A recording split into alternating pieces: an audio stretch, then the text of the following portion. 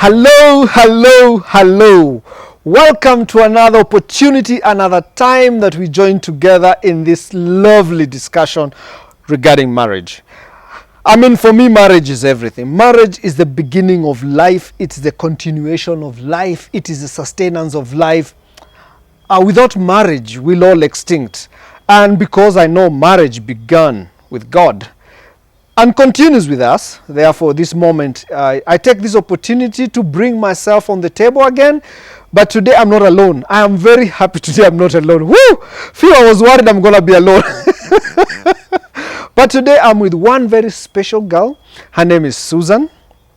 I used to call her Susan Wanjogu, but nowadays she's called Susan Levitt. Of course, you get it right, my wife. Why do I bring my wife? Because as Rev Lev, I think this is an opportunity for me to share with you a little bit about our marriage. Remember last time I talked about how we started, and it was not in a very good note, but we started nonetheless. 21 years down the line, we've got a story to tell. So today, before even I introduce the topic and everything, I just want mrembo wangu aongee. Niaje Su, niaje.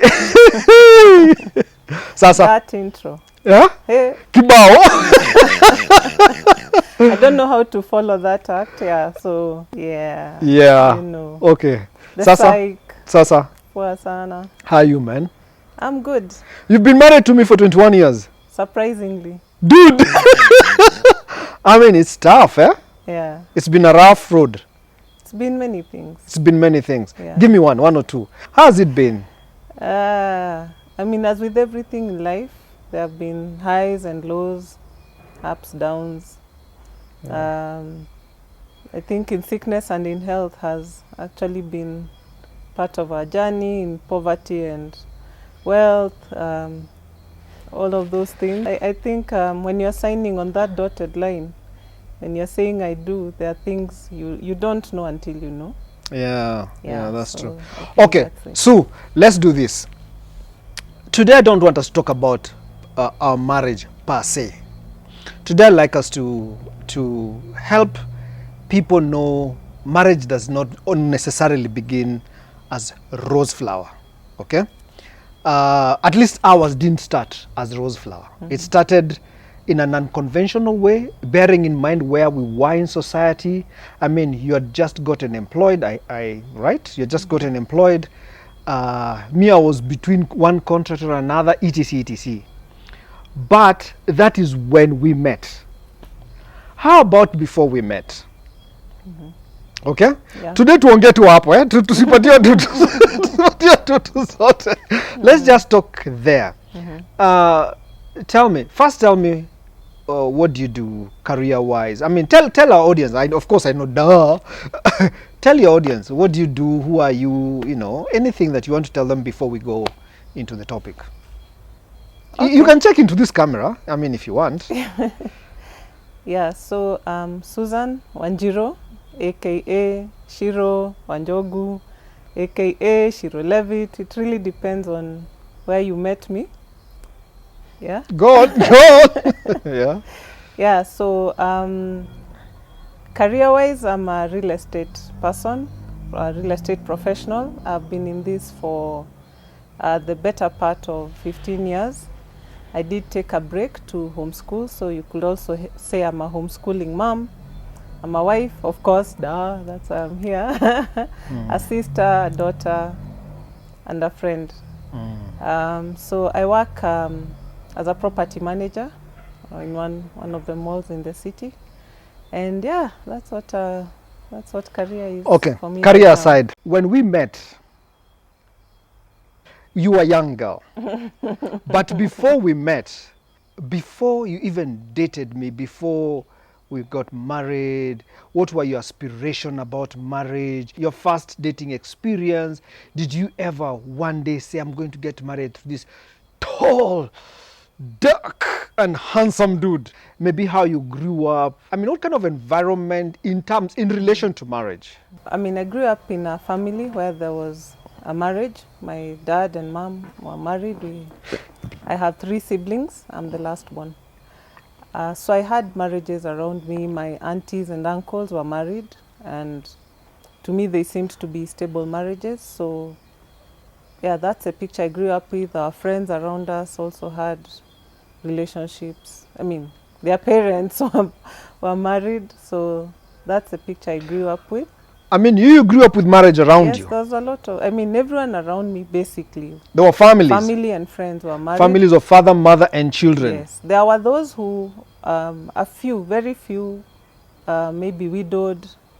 Yeah, But yeah. for I the mean, of most course, part, yeah. For the most part, they were married. You know, the funny thing, Shiro, is that I didn't grow up with marriage at all. Yeah. I mean, my mother was a single mother of 3 boys. Yeah. My auntie was a single mother of 1 boy. My uncle, well, 2 aunties. I mean, basically, there was no marriage in my family at all. And then the environment where I grew up in Eastlands, most men who were married, the ones I knew in the neighborhood, were like, jamaa ko Nairobi, anafanya kazi ya gava, but his wife is up country. So wife comes during holidays.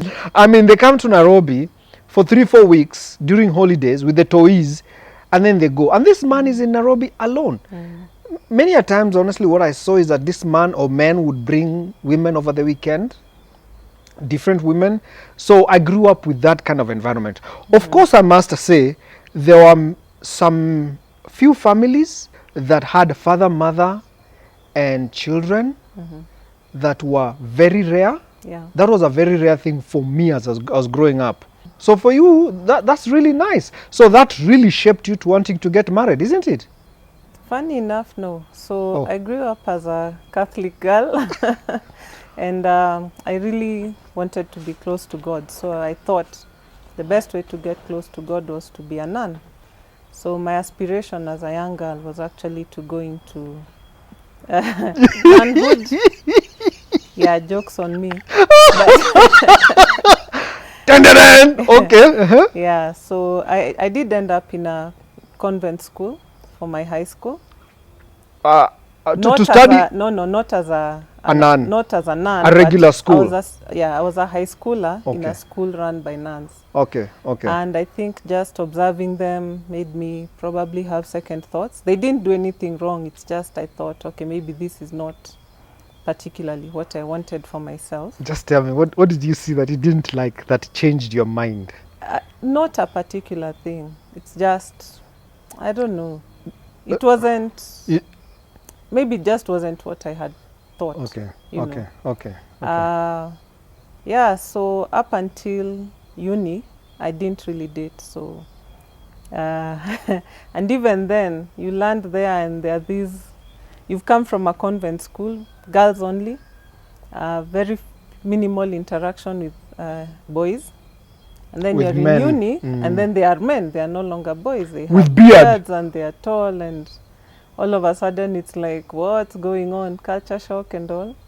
So I also didn't really date in uni. I think I presented a persona of a very tough person. You were still a nun in your mind, huh?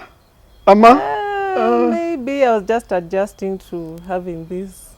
You see, it's primary school mixed, then high school, all girls, and then all of a sudden, everyone is grown. So there was a bit of adjusting there. So I finally dated in like 3rd year. 3rd year of university. Yes. What did you study at the university? Land economics, as it was called then, At the University of Nairobi. At the University of The Nairobi. University of Okay. Nairobi. Okay. So we met when you had finished university. Yeah. You had been ditched, just as much as I'd been ditched. Unlike you, who presented a persona of not wanting to date, and you are this straight nice girl. Mi nilipenda madem.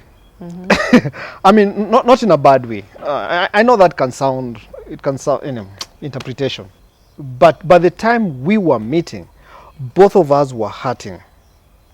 I wanted to get married very early. I wanted to get married at the age of 25. You ideally didn't want to get married, but you had dated just to test how it feels. And then we met when both of us were Vulnerable. Vulnerable. Okay. Before we go to vulnerability, can you remember our date, our first meeting? Which version do you want to do? Yours or mine? No. Come on. Tell me the version. Tell us the version that you remember. The short story is, We have time. the short story is, Okay. we met at a bus stop. You came to cut the line, Really? and I wondered why this short guy was assuming he couldn't see me and just standing in front of me. And I proceeded to tell you that you were cutting the line. And that if a matatu came with only space for one, I was going to go and leave you behind. However, I was polite enough to let you share my umbrella. As we waited in that queue. Mm-hmm. Yeah. That's the short version. The very edited version. That's kind of the skeleton of the version. Yes, we met in a matatu queue going to Kasarani, but then we were both living in Kasarani. You're living with your parents, I was living alone. My mom, yeah. I mean, your mom. Yes. We got talking. We actually exchanged numbers. And we met for a cup of tea once or twice. Did we? We didn't exchange numbers day one. Oh, no, not day one. Then how did we exchange numbers? We met the next day again. Yeah, we met the next day again. But this time around, I didn't cut the line, did I? No, I had disciplined you. Oh, come on. You are so rude. I'm not rude. Those Anyway, are facts. yeah. Anyway. So, but the second day we exchanged numbers. Mm. You actually gave me your mother's number because you didn't have a phone. Mm-hmm. This girl gave me her mother's number. She didn't have a phone. I was that nice. I don't know what that means, but yeah. Yeah, okay. Anyway, we exchanged numbers, and then we started talking. So we dated, we went out a couple of times, and then let me just say, we got involved, right? We got involved, and bang, we were on the family way. By then, I'm a minister of the gospel, and you are this nice, holy girl, and we were at the pedestal of criticism. Well, more you than me. Of course, because I was already in ministry and doing everything. We are expectant, and we don't even know each other very well, to be honest. What was going through your mind? As a young girl, you were pretty young, remember? Just out of campus. First job. Yeah.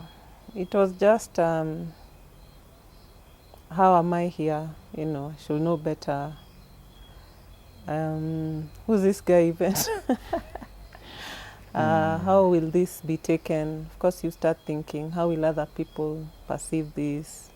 How will this affect my mom, my siblings? I'm their baby sister. How is your family like? Will they accept me? Will they, maybe wish for someone else? So there were those challenges at that point.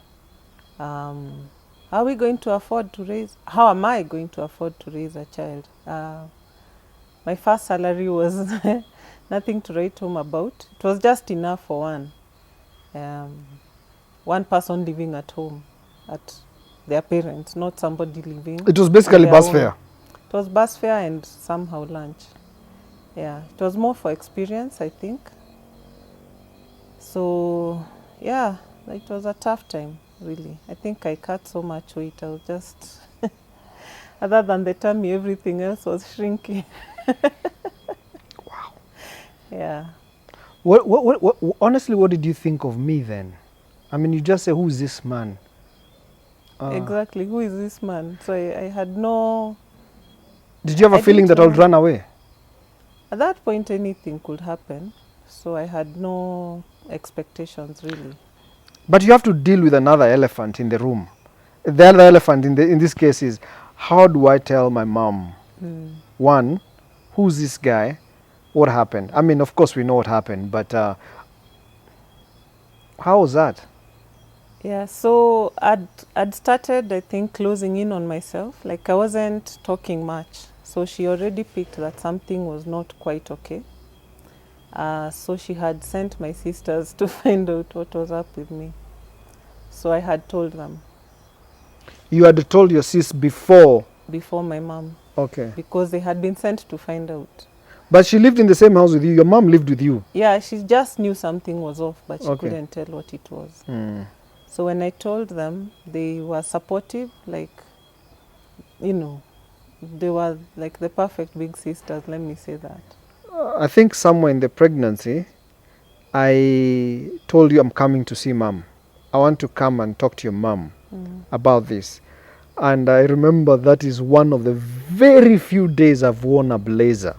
And she was so loving, she was so caring, and she was wondering, what is this boy coming here to do? And then I told her, I want to marry your daughter. I mean, Yeah. who's this guy? Who does that? Who does that? Yeah. If I remember well, it was August 28th. She asked me many questions about my family, Nini, and I was open with her. I was very flat open. Just be honest. I was honest with your mom, and I knew that if I win your mom's heart, it will be easier for me to win your heart totally. And your mom called you. And then your mom asked you, do you know what this boy is coming to say here? He says he wants to marry you. He's not even brought his family or anyone. He's alone. One thing I remember, and for me this was the beginning of our marriage. Your mom, I love your mom. Your mom said, as long as, she called you Shiro, as long as Shiro is happy, I'm okay. That was a burden lifted completely. I felt forgiven. I felt redeemed. I felt every sweet thing, and I knew from there I will embrace you with everything that I am. I'm glad we did that. When the baby was born, she was one of the very people who came to see the baby. In fact, she was the first one to come and see the baby. No, she was there before. She was there before the baby was born. Yes. In the ward. What? I don't remember that. She was there in the ward with my sister. They were my support group, Oh, really? telling me to breathe. But I was there too. Yeah, you were there. Yeah. And remember also, we were to shop that day. The For the very baby? day, yes, the very day. Were we that not to go for we were to go for antenatal and then shop? and then go shop. But then when we went for the antenatal, actually before we went, I mean, of course we went early in the morning because I was exhibiting some signs that were not comfortable, only to be told I was in labor. So obviously there was no shopping I was going to do, so they went out and did it, my sis and my I mom. love your sisters and your mom. Yeah, so that is how we started life. Ladies and gentlemen, I think this is a very important conversation for us to know that one, look at Susan and I. Even though things were thick and we were broke, listen to some of the things she's saying. Her mom and her sisters were her support team, her support group. And those are the people who made me feel welcomed at home. For us, family is important. People who come close, they don't judge you. They don't call you names just because you are fallen. These are people who know, hakuna pali utaenda, wewe ni wetu. You know, you belong to us, you're ours. So we better take care of you and reduce the pain. And I thank God for your mom. I thank God for your sisters and your brother, who were very instrumental in making us settle in as a husband and wife and as parents. Our first year of marriage, if you remember, our first year, let me say first year of marriage in the sense, maybe 2 years, 2 years, because we did our wedding almost 2 years later. And when I say wedding, I mean church wedding, the white wedding. But those 2 years or that 1.5 years, they were not easy. Some things were coming up. I was already engaged in some organization. You were still in your small organization where you were working, and things were thick. Could not even afford transport. And diapers. What diapers? We were using nappies. Oh, Diapers were for Sunday. diapers were for Sunday. We used nappies and liners. Okay. And there was this thing that looks like the shower cape. I forget what it's called, but a waterproof thing that you use to cover the nappy. Tell me what you feel about those days. I think they're boxed up somewhere. I don't go back to that box very often. No. But it was tough. Again, we just figured out how to operate at bare minimum. Despite the financial challenges that we were going through, what about the two of us? The two of us was, again, an interesting story. So we were still, of course, learning who we were. We are newly parents now. We were still getting to know who we are as people. Now we are getting to know each other as parents. And I remember I was very scared at that point. I don't know what notion I had of now being a wife and a young mother, but everything was new. We were learning. Hey, but you were mkali. Yeah. I was mkali. You were very mkali. What do you mean I was tough? You are tough generally, but you were very mkali. You didn't want me to put food in the fridge for your son. Every meal had to be fresh, boiled, mashed and sieved, and it wasn't really practical, but hey. And I liked my clothes hanged a certain way. Yeah, no, that was absurd. So the OCD part of you was like, you want all the whites hung with white pegs and the pinks with pink pegs, and I was like, well, I didn't sign up for this. Did you want to leave me? Did you ever feel like I can't take this? This is none. Many times. Ouch! Many times then or now? Throughout, like there are seasons you're like, hey, this is more than I signed up for. So yeah, but those early days, it was, were we ready for this? Did I jump in too soon? Did we really understand what we were getting into, or did we just do it because it's expected, or, you know?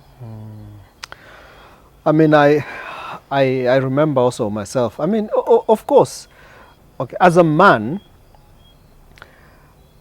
responsibility. I think that comes out on your forefront of your head. You're responsible now. Do what you got to do as a man. And sometimes TLC and responsibility kind of don't work together. Okay? So I knew that I needed to take care of you. I needed to take care of our baby. My greatest challenge, and I'll say this again, is I was also balancing responsibility and where I've come from. I've come from, or should I say where I am. I am in church. I have to put food on the table to this woman that I have not done a white wedding with, which, to say the truth, as far as I'm concerned, even then and up to now, was not necessary. Okay? But because I'm in a society where that is the norm and the pressure is hard. Truthfully, Shiro, I'll tell you this, and I'll say this. I never thought I'd beaten too much for you and the baby. I was so excited to be a father. You know that. I was excited to be a father. And therefore, for me, this was very, very, very nice thing to do. But it was tough. It was tough. Many times I ask those questions. Hey, Ndatoboa. It's more like, will I be able to run this race and finish it well? Or will I give up? Will I be like those stories that I've seen and heard? Or will I one day just wake up and say, I'm done? Those questions are natural. But one thing I'm grateful, hey, 21 years later. And I'm glad to say 21 because 21 is a perfect number for me. 777, 3 sevens. And we are here together. We are not as broke. We have 3 lovely children that cover the 21 years. And we are back in ministry, both of us, very well with our children. We serve God and we know who we are. Now even as we serve, the fear of what people will say in what we do, in our family, in our marriages. Our question is, what does God say about my marriage? Because there's no marriage that's a mistake. There's no child who's born that's a mistake. Every child is ordained because God created them before the foundation of the earth. And then the white wedding. I remember the pressure of doing the white wedding. Yeah. Do you remember we wanted to do AG? I wanted to walk into church one Sunday, ask the pastor to bless our union. After all, we were already together anyway. I don't know if we were under pressure per se. It's just that people around us wanted to gift us a wedding. They just wanted to host us and formalize. They didn't want us to go the AG route or, knowing you as a man in ministry. So we had our friends come in, friends and family. I remember being told, okay, we have a venue, yeah, I'm doing venue, I'm doing cake, we are doing gown. What else do you want? 80K, 4 meetings, our wedding was arranged and was it done. Even 4 meetings? There were 2 meetings. There were 4 meetings. There were 4 meetings. Yeah, 4 committee meetings, no paying for tea for committees. They just used to meet in our little house in South B then, and yeah, the wedding was planned. Ladies and gentlemen, our wedding was 4 meetings only. A budget of 80,000. We had invited about 150 people. Yes. We got 300 people. Or thereabout. Or thereabout. I was too busy to keep count. Yeah, well, we got so many. Our wedding did not have food. It was just cake and soda. Yeah. It was more like a cocktail, actually. It was a cocktail. Shortest wedding ever possible on a Thursday. Was it Thursday or Friday? Friday afternoon. Man, I don't remember many things about weddings. Yeah. Friday afternoon. In Upper Hill. In Upper Hill. In a very hidden corner, but somehow people found us. And we still have friends who haven't forgiven us because we didn't invite them. Yeah. Yeah. But ladies and gentlemen, just to let you know, our marriage did not begin with the wedding. The wedding is like baptism for us. The wedding is an opportunity to tell people, hey, we are together, It's like salvation comes before baptism, and baptism comes just to show what has happened in your soul. Yes, wedding is good. You want to have that big wedding, white robe, and whatever people do. White gown. White gown, yeah. 2 white robes. Robes are for ordination.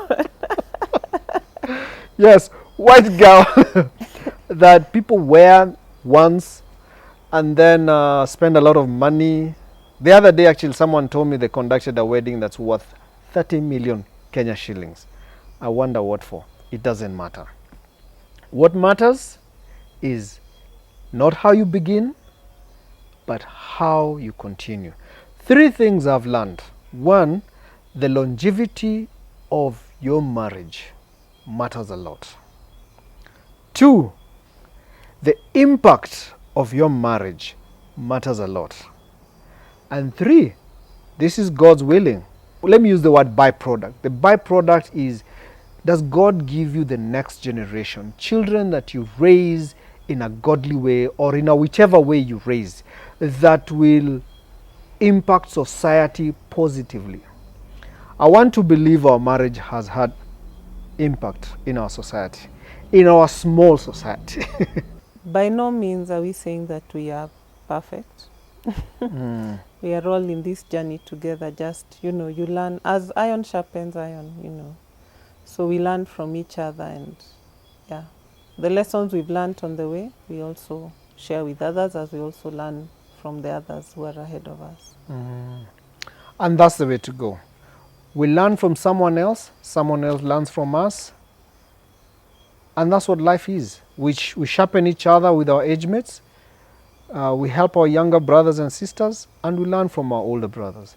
That is what marriage is about, learning one from another. Ladies and gentlemen, my name is Rev Lev, and you are here with us. Today I have a special guest, Sue Levitt. I call her Sushi. Fantastic lady, I can tell you. I mean, there are many things I can tell you about Sushi that are just private, yeah? Let's keep it that way. Let's keep it that way, yeah. I must be honest and say that, yes, marriage comes from God. And for me, I thank God that in as much as I wanted to marry someone else, I'm glad that God gave me this girl. She's not perfect, I'm not perfect. But we've, as she said earlier, iron sharpens iron. We are helping each other to grow, to impact our society, and also to produce the next generation of leaders, of servants. And I pray that anybody who's going to walk with us will enjoy our journey. May you join us next time as we enjoy this opportunity in RevLev Global as we discuss marriage. We say, have tea with RevLev. Enjoy and God bless you. Thank you very much.